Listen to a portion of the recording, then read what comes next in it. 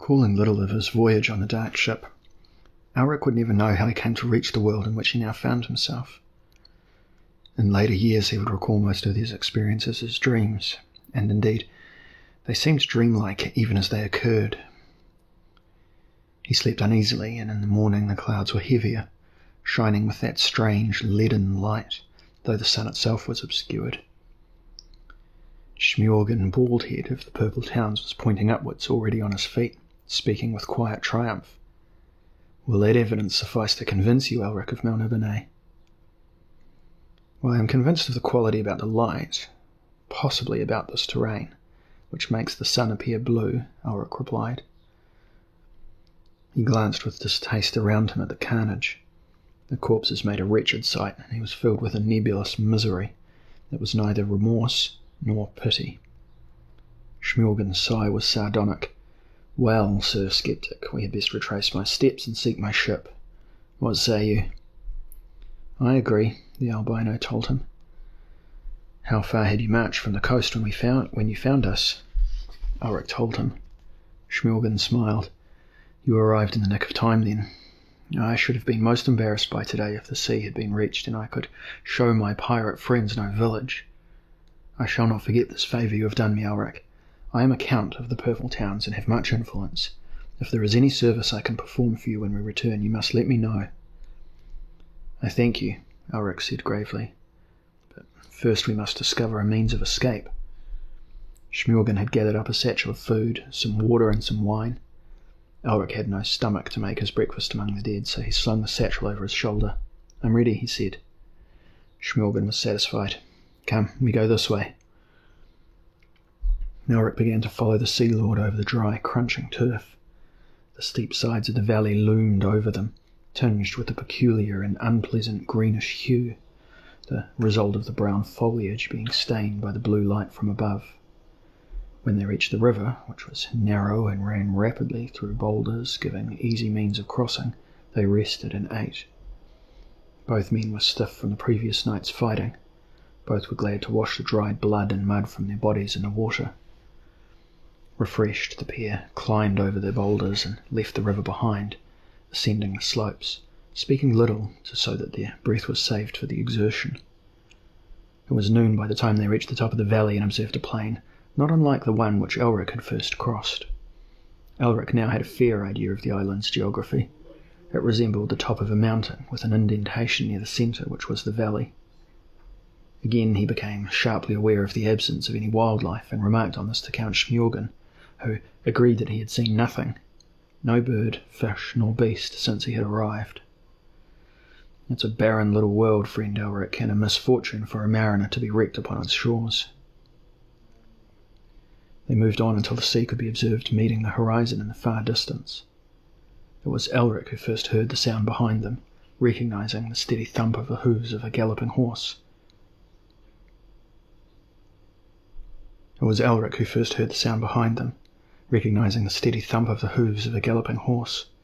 But when he looked back over his shoulder, he could see no sign of a rider, nor anywhere that a rider could hide. He guessed that in his tiredness his ears were betraying him. It had been thunder that he had heard. Smjorgen strode implacably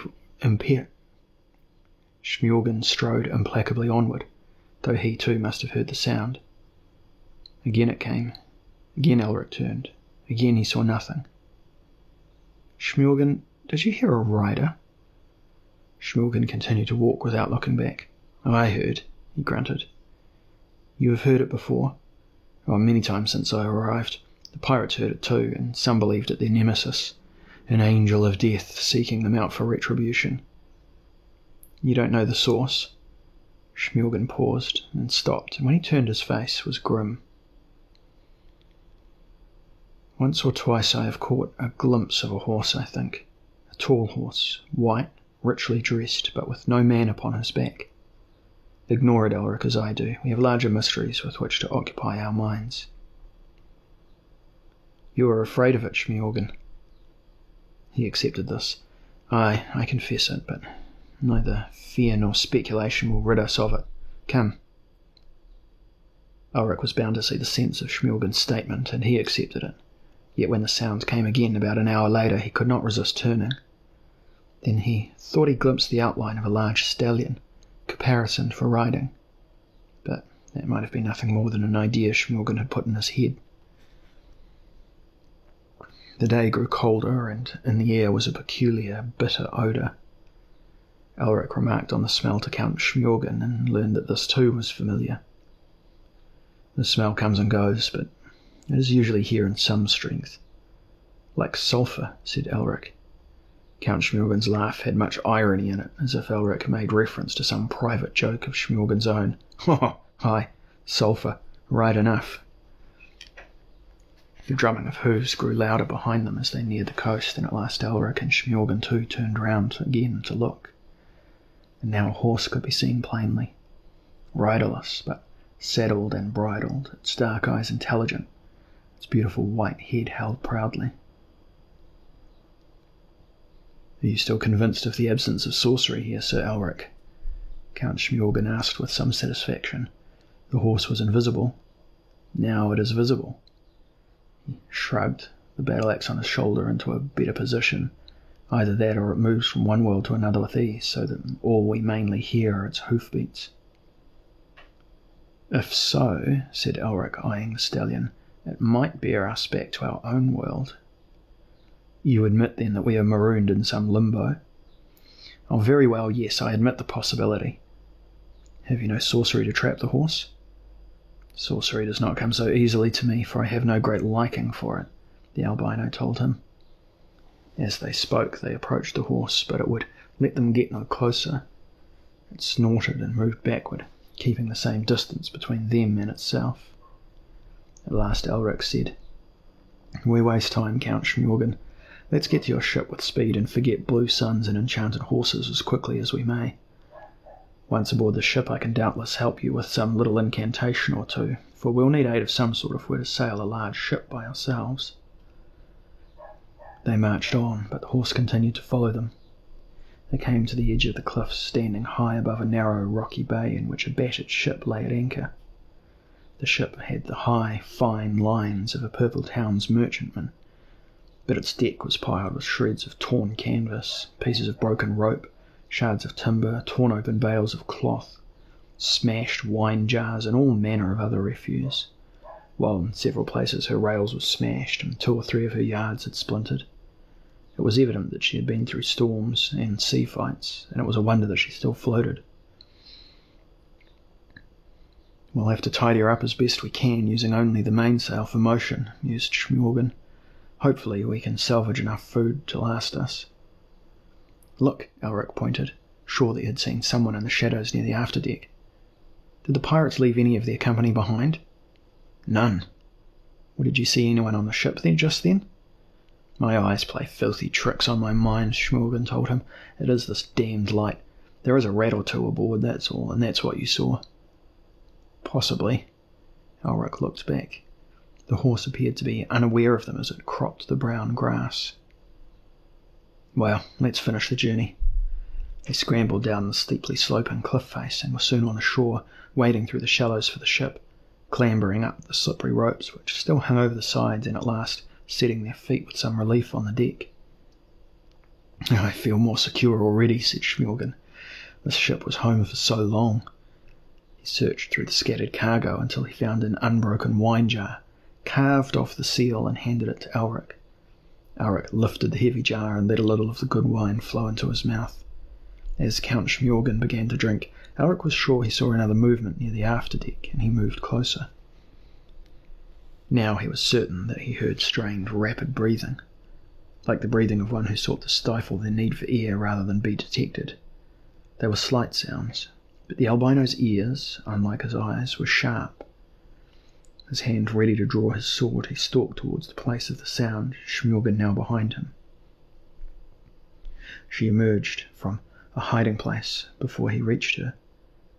Her hair hung in damp, dirty coils about her pale face. Her shoulders were slumped and her soft arms hung limply at her sides, while her dress was stained and ripped. As Elric approached, she fell on her knees before him. "Take my life," she said humbly, "but I beg you, do not take me back to Saxif Da'an, though I know you must be his servant or his kinsman." "It's she!" cried Schmorgan in astonishment. "It's our passenger. She must have been hiding all this time." Elric stepped forward, lifting up the girl's chin so that he could study her face.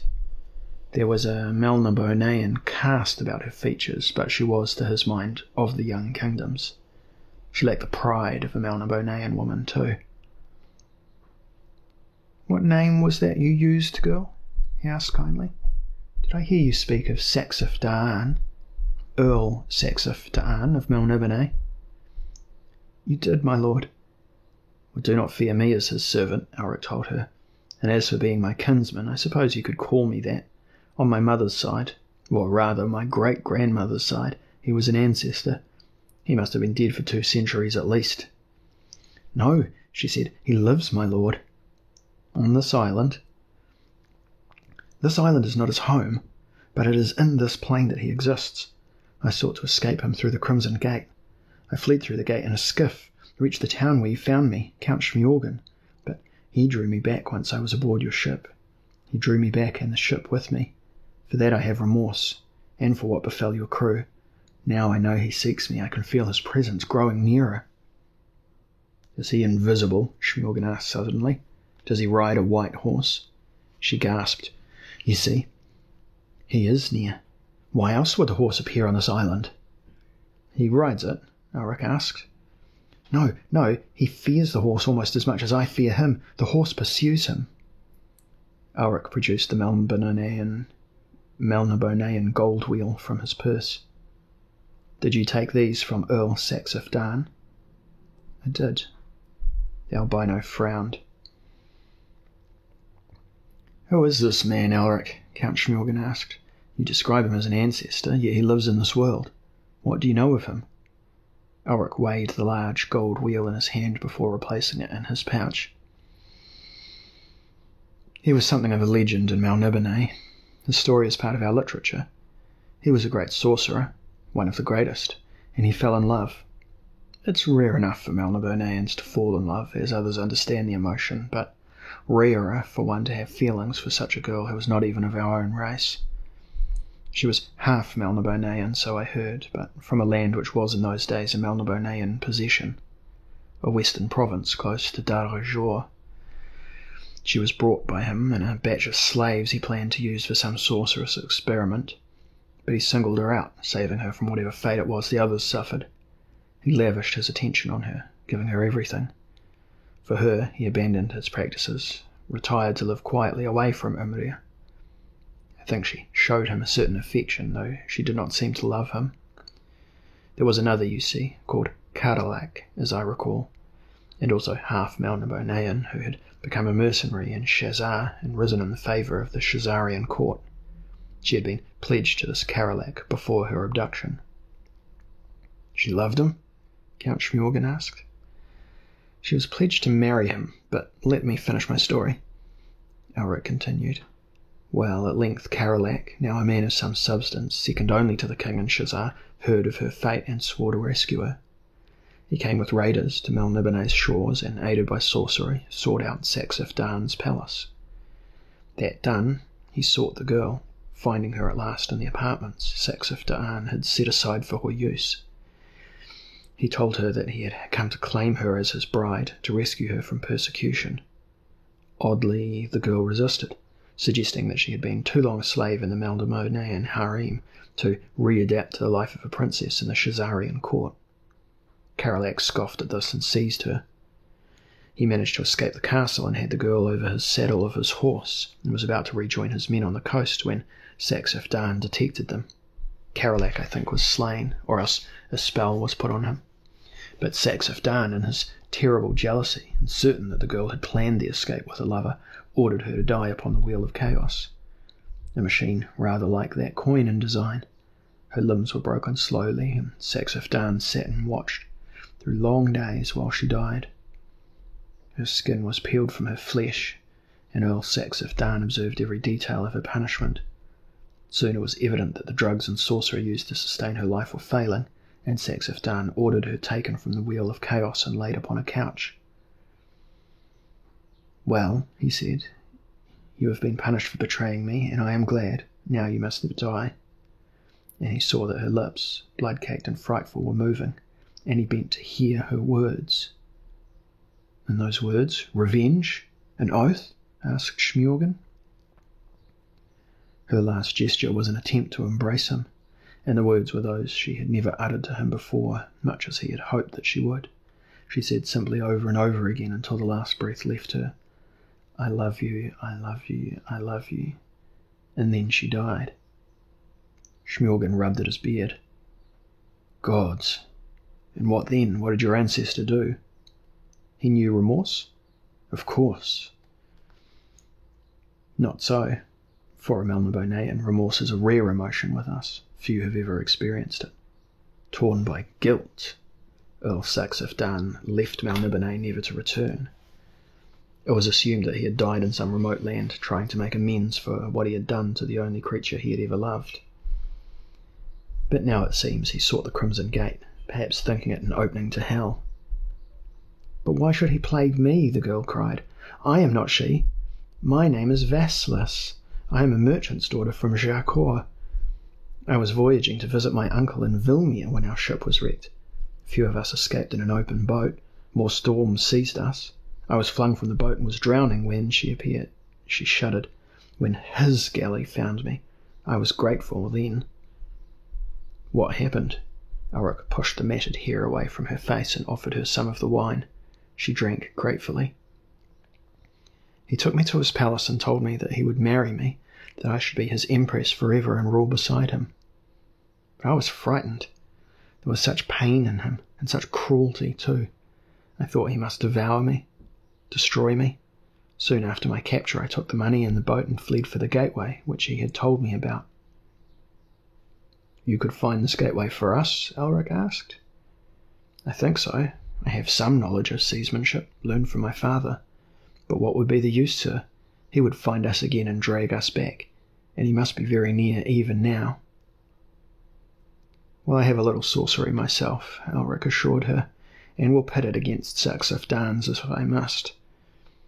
He turned to Count Smjorgen. "Can we get a sail aloft quickly?" "Fairly quickly." "Well then, let's hurry," Count Smjorgen bolted. "I might have the means of getting us through this Crimson Gate and free from any further involvement in the dealings of the dead."